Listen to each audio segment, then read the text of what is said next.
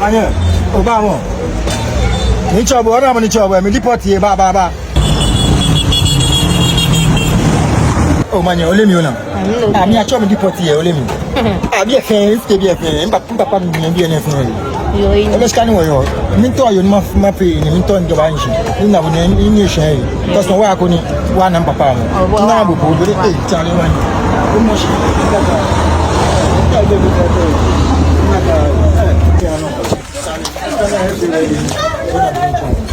Yeah, you know,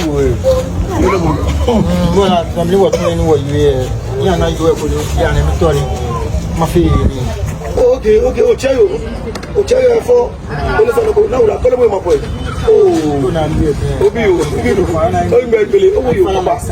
Et elle a fait la gueule, elle a fait la gueule. Ah, on peut me dire, Roda, c'est change, c'est un peu nous, wani, ok, mais on va faire ni, non, ni que là. Yeah, what you come here? I can't come here. I can't come here.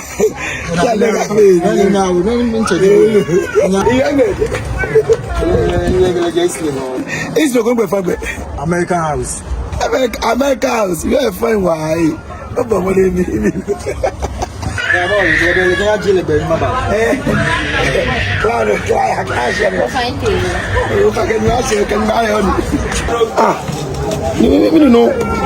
I'm ready to come show you. It's chicken Obonu, when meaning men of Obono Metro. Maybe I'm chicken, Amania, Benamania, Benametra, and I'm in Puma. Oh, I can't wait. Can you wife go there now? Now go cry like laugh for you cry. Emile Wefi, get the Asha Mobile in Chile. It is Sunday. She put our faith in Equal and get yourself about Usha. Get yourself about coach. O fami ngabo. Oh, now la mi elebo. O fami to report. No di report. Obi no. Me mbi no. Ndi UN dey kempa to aketo. Oh, what do you okay. Abi. Ti, como é for? Dar ni no boss if very jime. Ni ska ojoba ni tachi. Ibi pulu, na kedi pote ngo ba wole ni. Et toi gagner fait, fait gabi gagner fait abecha. Moi faire nos star mabu. Moi faire nos star mabu. Habiti. Atale yako.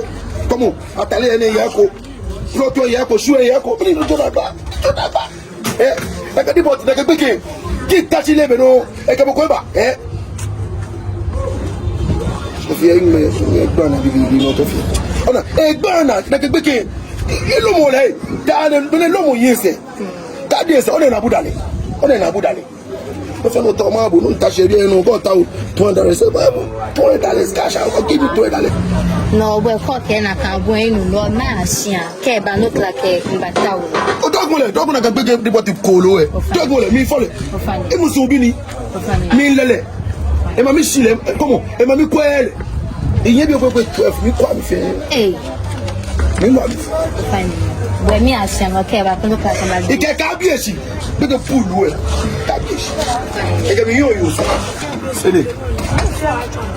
And the can you some of him say, my and my fame on the attack. My defense about me. Can you be the pata? And the body bull way. And I can be followed. She lay to me, a little you'll be a late.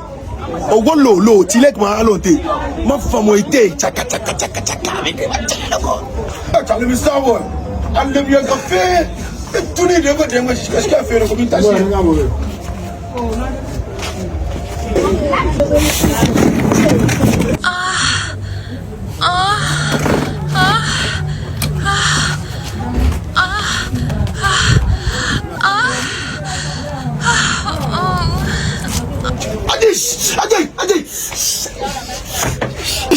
Aje kumle ka tungwe maji. Ololo. Kati onupalu anena kailu onupa kulu elu fi bode tulu. Yani mbele moshene akatale mpaton mon bololo no need domiji. Shu adenchele wo inte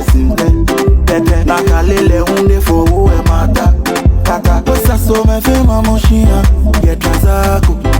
She obewo Papa Santo. Kekena, Batale ato ash from no cano.